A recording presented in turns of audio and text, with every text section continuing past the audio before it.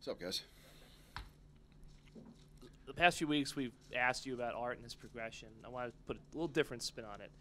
How impressed are you that he's made this progress without Jerome? I would think for a true freshman quarterback to have a senior tight end who's led the team in receiving last year to not be there would be a major hindrance for him in his progress. That's a good question. In fact, we were talking about it this morning because now you've seen Reggie Sutton in the last couple games. We've been able to use him, kind of steal snaps with him. I think he's played about 27 snaps in 2 games as a more or less a blocking and a play action tight end. But we lost a lot when Jerome, was out or is out. And, from week to week, we kind of thought he was coming back, The next thing you know, a couple weeks go by. And it hurt us in the run game. It hurt us a little bit in play action. And it certainly hurt the pass game. Because I think he finally realized, like I think we talked about in here way back after the Kansas game, that I thought that was the one guy on the field they couldn't handle. And that I kept telling Art, just find him. Like, it's not so much about, you have to understand, the structure was taking you there anyway, but you should have, I think he started to rely on him a little bit more as he got more comfortable with him, because remember, he wasn't here in the spring, and he was a little bit limited in camp, and it took him a little while to get up to speed, Jerome. So he didn't have a lot of experience with him other than all of a sudden the season starts and you realize, wow, this guy's a force, So losing him hurt, and we didn't really talk about it much, or, we have a number of other guys that are good players, but, to discount the experience that he had and the confidence, and Art was growing confidence in him, it did make it difficult because, who's the bell cow? Raheem, I guess, right? If you look at the numbers, but I think Jerome would have had some pretty darn good numbers had he been able to stay healthy, and I think he'd become a more of a viable option, another guy you just can kind of try to spot up and mismatch and get the ball to on third down. And so when he went out of the lineup, I think that was a big miss for us. And we've made up a little bit for it with Reggie these last couple weeks. It's helped, but it's still not the same as having a guy out there that's a dual threat.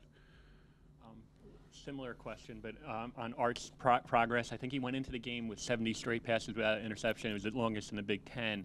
I know he threw one late, in the game, but what has he been able to do to cut down on his interceptions? Is it offense? Is it improvement from him? Is it a combination of everything? I think it's a combination. I think it's more, kind of like I said, going into this game, the educational for me, like some of those games, I think maybe I thought we could do more than we were ready to do, and I just kind of let them fire away a little bit, and then you realize, we probably should have been a little bit smarter with the plan, and some of it is just his confidence in, kind of like what we said last week, his confidence in the thought process of he doesn't have to go just make some play now to put the ball in the end zone or to advance, and just to play within the structure a little bit.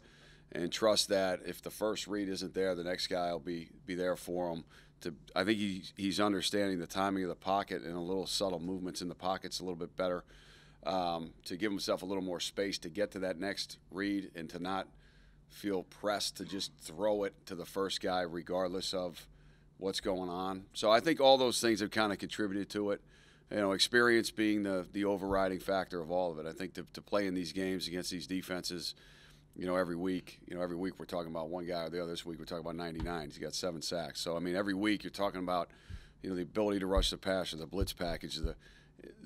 I think the comfort level, so to speak, of that, having played, 10 games now, that's starting to seep in a little bit too. And I like I said last week, you could feel the confidence when he's on the sideline.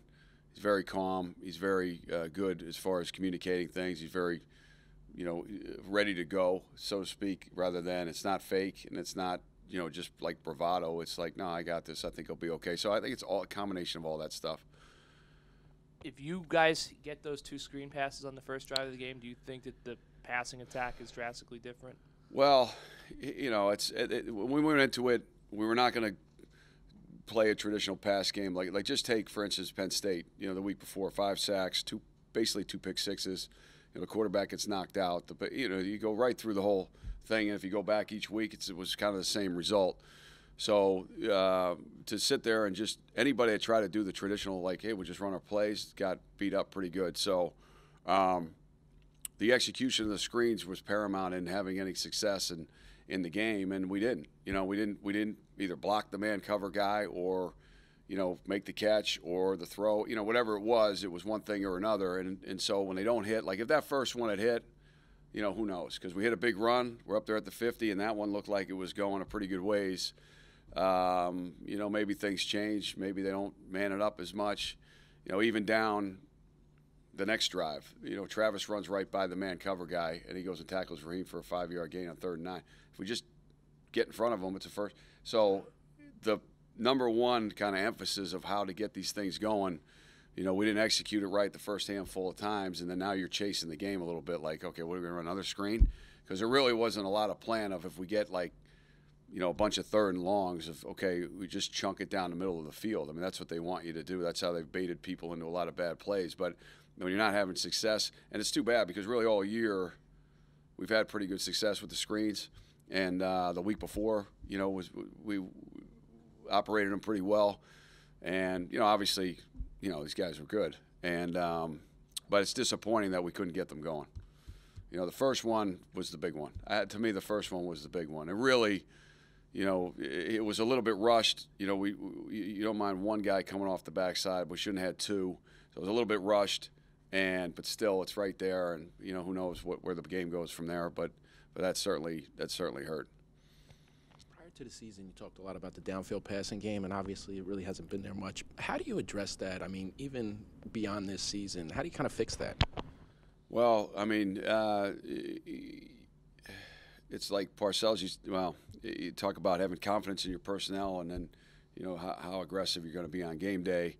And, I think we just have to look at who our best players are right now and try to see if we can't get them the ball the most times possible. And if that means not necessarily, we've gone away from a lot of different things that I thought we were going to do. We haven't, like I talked about before, we don't shift in motion a whole lot anymore. We don't do a lot of stuff. But all in the name of just trying to let our best players go win the game. And if we can't do it with those guys, then so be it. So and I think some of that was what happened. We just talked about earlier in the year. It was like, hey, I like these plays, so let's run these plays. Well, you look up and go, well, who, it's not. It really wasn't a good idea. There's nobody open, or the ball gets tipped, or you throw it. If you get to a point with a guy like Art, feels like, well, we're running this play. I must be supposed to get this to someone, and the ball goes out there, and it goes to them or whatever. So.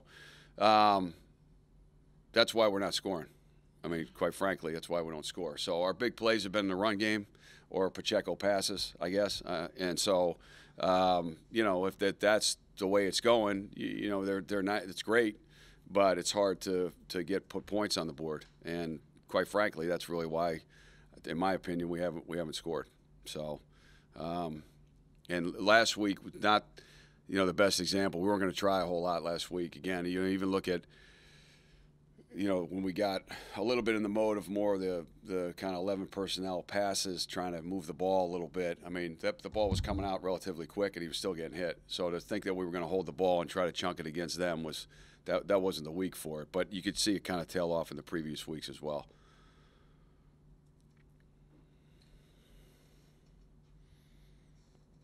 Do you use the next two games to sort of try to be more creative with Pacheco and Blackshear? You're going to have the two of them going forward and trying to find ways to use them. I know you did the Wildcat this week, and I guess the follow-up would be, is Pacheco a candidate for the Wildcat? Because obviously he can throw the ball. That would add something to it. Yeah, we went back and forth on who's the guy, who's the the quarterback, who's the ball carrier, and kind of came to that conclusion. Obviously, what happened in the game was our biggest fear. We talked about all week. If the ball goes on the ground, you got to get on it, which he did, and then like 15 promptly removed him from the ball. But no, those are those are two of the guys. Obviously, if you started the list of who you want the ball, it's like 1 and 1A, however you want to do it. And they both have unique things that they can do. Like you said, Isaiah can run and throw, and he can catch out of the backfield. Raheem can run, throw, and line up as a receiver and catch out of the backfield. So yeah, I think we have to just try to find as many options we can to just get them the ball. And I think when you do that, I think the players, you're in the middle of a long season, and certainly hasn't been any let up in the effort or anything. But I think it does put a little gas in the tank of the players to go, oh, okay, this is something new, and hey, we got to get this going. And they excite them, and you actually do it in the game. So those are the main guys. I mean, I don't think that's any secret. I don't think we're telling Penn State anything they don't know. I mean, those are our main guys. But there are a number of other guys who like to test, so to speak, in these last couple of weeks. It's hard to just say you're going to do that in the middle of the game, but there are some other guys we'd like to see maybe show up and do some things as well. But if you started the game, you'd say, those guys need to get the ball the bulk of the time. Coach, kind of feeding off the other questions before about the passing game and the screens, have you been kind of disappointed with the number of drops this year so far? Well, yeah. I mean, it's I just say it like it. To me, like what I told the players out, they made all their plays, all of them, and we didn't make enough. Like we dropped 3 balls at probably, 100 yards, or whether it was points or whatever it would be. And you're not going to come out of a game. Sometimes you're going to have a drop here or there, but when you watched, if you see where you need to get to go win championships. I saw 9 and 4 and 83 and 80, whatever he was, that ran across the back of the end zone. Those guys made all of them. 3rd and long, guys scrambling, throws a jump ball, it's back shoulder. They made them all, the quarterback too. So, and we didn't, make the ones. I mean, when it was that limited a pass game going in, when you had them there to hit big, they had to hit. And if they didn't, it was going to be a tough to score. So, that's disappointing. I mean, I haven't done receivers for another number of years. The number one thing is, can he catch? Which sounds obvious, but most of the time I've been in fights with scouts and draft rooms. I've been in fights with guys here, with Greg and recruiting coordinators and all that. And this guy is so big, though, you can throw him fades, and he can't catch. And then when a guy's coming out of college and he's 22 and he can't catch, it's like, we just got to work with him. I mean, the ball just comes faster. It's tight quarters. So to me, when you're evaluating that position, and that's 15 years of coaching it, and maybe it's right, wrong, or whatever, it's just my opinion.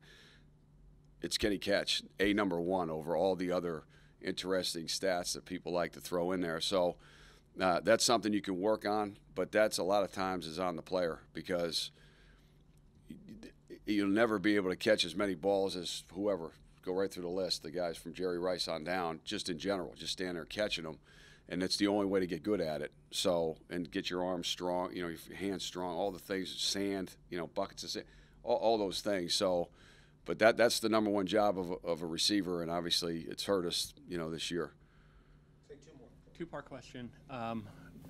On your roots with Penn State. One, I know it's a long time. I'm assuming it's the first time you coached against Penn State or seen Penn State on the other side since Michigan GA.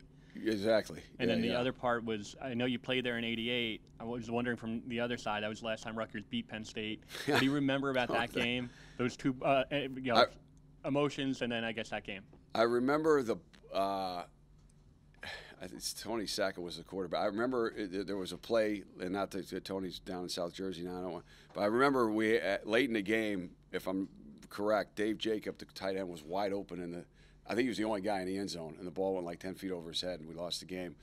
And obviously it was a huge win for Dick Anderson, having been at Penn State for a number of years. And Dick's son Jeff was on the team with us at Penn State. He was a year younger than me. So, it